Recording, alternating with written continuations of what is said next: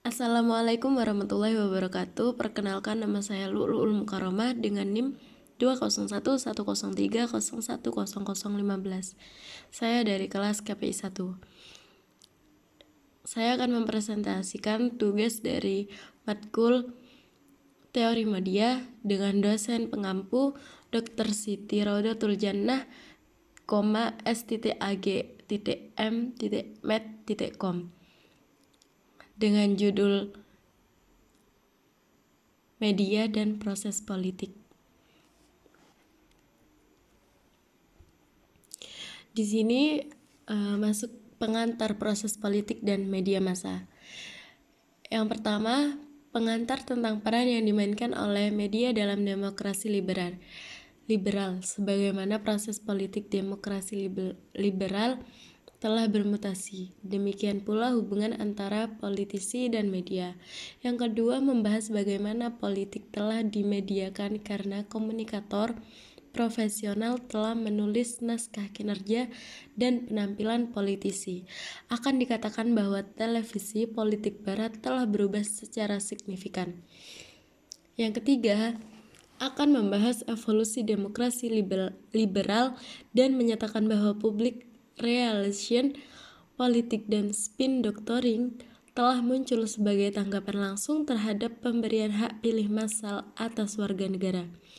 Yang keempat, akan mengkaji peran media massa dan jurnalis dalam sistem demokrasi liberal dan mengeksplorasi beberapa implikasi dari hubungan simbiosis yang berkembang antara jurnalis, politisi, dan spin doktor. Masuk ke dalam politiknya. Politik adalah fenomena yang terikat erat dengan proses komunikasi karena menjadi politisi adalah pekerjaan yang sangat sosial atau komunikatif yang dilakukan oleh mereka yang mengatur hubungan kekuasaan sosial dan membuat keputusan yang mengatur alokasi dan distribusi sosial yang langka sumber daya. Melaksanakan peran-peran ini perlu melibatkan komunikasi tentang pilihan. Komunikasi ini mungkin melibatkan diskusi tatap muka langsung atau mungkin dimediasi melalui perantara seperti utusan, tentara, atau jurnalis. Komunikasi politik adalah fenomena multidimensi, multibentuk, misalnya pidato, bahasa tubuh, memorandum, rilis media, dan kekerasan politik. Spektrum kemungkinan komunikatif tidak terbatas termasuk pembuatan kesepakatan satu lawan satu. Kemudian masuk politik, sensasi, dan substansi. Yang pertama, membangun persetujuan dan legitimasi kelompok dominan masyarakat dan membangun dukungan untuk kepentingan dan tujuan kelompok dominan. Membuat massa menerima kepemimpinan, kode moral, praktik, dan wacana kelompok dominan sebagai natural. Pekerjaan pembuatan legitimasi ini terlihat paling jelas di media dan sistem pendidikan. Yang kedua, mengorganisir aliansi dan kompromi antara kelompok kepentingan masyarakat. Pekerjaan ini paling terlihat di parlemen, di mana tawar-menawar dicapai, kesepakatan dilakukan, dan kompromi diidentifikasi. Yang ketiga, penyebaran paksaan. Untuk Gramsci, kekerasan mendasari semua hegemoni. Mungkin tidak perlu menggunakan kekerasan terhadap sebagian warga negara, tetapi ancaman pemaksaan selalu ada di mana-mana. Misalnya penegakan hukum atau oleh polisi dan sistem peradilan. Memahami konsekuensi dari pelanggaran hukum sudah cukup untuk menghalangi sebagian besar warga negara untuk melakukannya.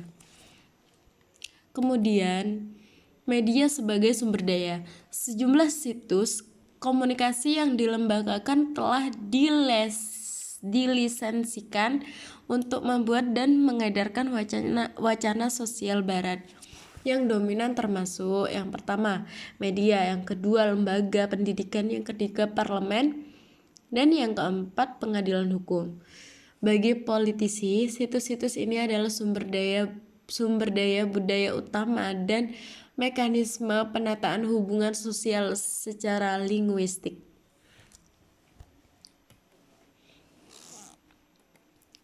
Kemudian masuk politik media. Halayak massa pasif menghadapi politik yang dimediasi melalui media bentuk politik Amerika Serikat, yang di media-media ini juga berlaku di negara-negara OECD lainnya.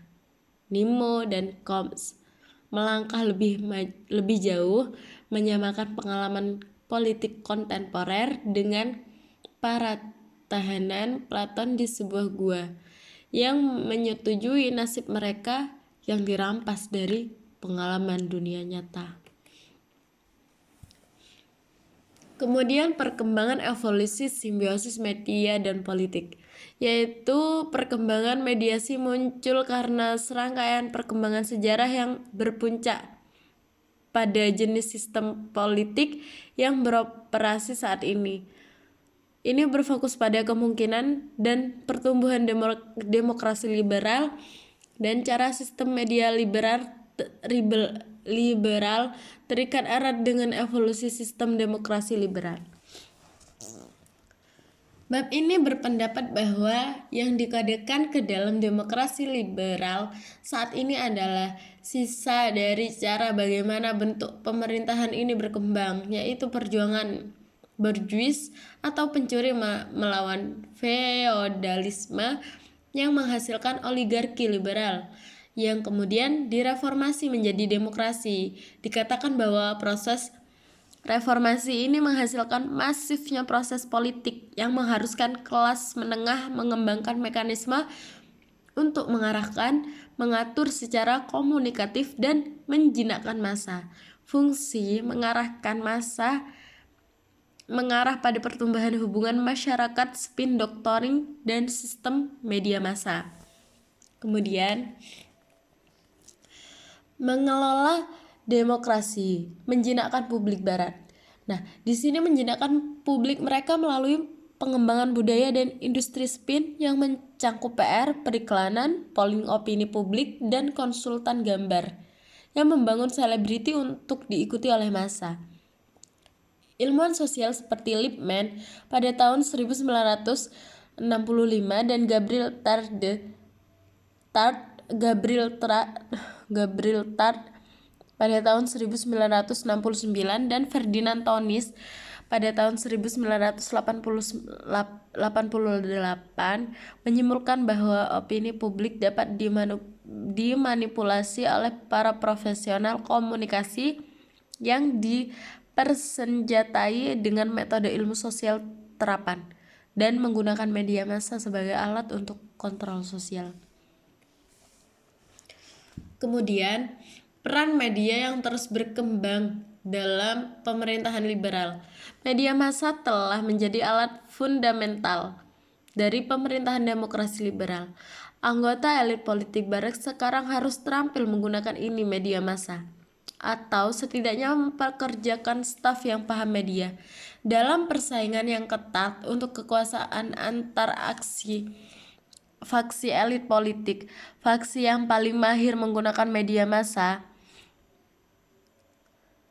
untuk manajemen kesan yang penyebaran hype umumnya akan menang. Ini sangat jauh dari hubungan antara media dan elit politik di era oligarki liberal awal. Liberal dan media. Hubungan antara kaum liberal dan media telah mengalami sejumlah pergeseran selama 3,5 abad terakhir.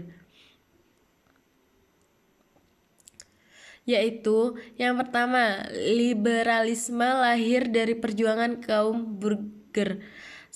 Yang kedua, setelah burger menetapkan kontrol hegemonik. Yang ketiga, selama fase ketiga, oligarki liberal menjadi tatanan yang mapan. Yang keempat, selama fase 4 oligarki liberal menghadapi ancaman baru.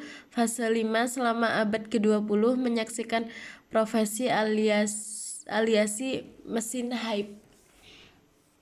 Nah, kemudian masuk praktik media politik dalam garis besar. Mengungkap peran media dalam proses politik difasilitasi dengan memeriksa 4 tema: sifat hubungan, dilembagakan dan informal, antara jurnalis dan politisi. Bagaimana tekanan komersial menetapkan parameter bagi jurnalis, praktik jurnalis politik, dan keyakinan jurnalis tentang peran mereka dalam proses politik. Yang terakhir, komponen keyakinan jurnalisme liberal paling baik dapat dipahami dengan menguji pengertian force estate dan jurnalisme pengawas. Kemudian masuk dalam berita sebagai tontonan yang menghibur. Bagaimana kedatangan televisi kabel dan satelit meningkatkan persaingan di semua sektor media. Hal ini pada gilirannya meningkatkan tekanan komersial pada semua kinerja media. Komersialisasi jurnalisme yang meningkat, termasuk berita politik, telah menjadi hasilnya. Bahkan BBC telah terpengaruh oleh pergeseran nilai berita yang diakibatkannya. Kemudian berita tekanan komersial pada ruang redaksi telah menyebabkan adopsi gaya jurnalisme yang tidak sopan, sangat cocok untuk melaporkan tontonan yang menghibur. Genre ini, walaupun bukan jurnalisme anjing kampung, dengan nyaman menegaskan hegemoni liberal. Kemudian hasil dari media. Hasilnya adalah berita sebagai tontonan, dilambangkan oleh genre 80 Minutes dan jurnalisme televisi Amerika Serikat dan Australia. Genre ini mengubah pembawa acara menjadi semacam selebritas yang mengambil pesona jurnalis, pengawas musuh yang melindungi orang biasa dari yang kaya dan berkuasa. Hal ini tampaknya dicapai melalui eksposur sensasional, skandal kecil, dan mengadopsi postur adversial hype up seperti yang dicatat oleh Follow. Pembaca berita sebagai bintang mengajukan pertanyaan dari makalah pengarahan dan beroperasi lebih seperti aktor daripada jurnalis. Para pelaku ini tidak memiliki latar belakang untuk mengajukan pertanyaan tindak lanjut yang baik atau mengenali saat narasumber mengatakan sesuatu yang baru atau mengejutkan. Ini sangat menguntungkan bagi politisi karena mudah dimanipulasi oleh PR dan spin doktor. Itulah hasil media, politik dan media dari apa yang saya baca di e-book yang telah dibagikan oleh dosen pengampu saya. Terima kasih. Saya mengucapkan kurang lebihnya saya mohon maaf yang sebesar-besarnya.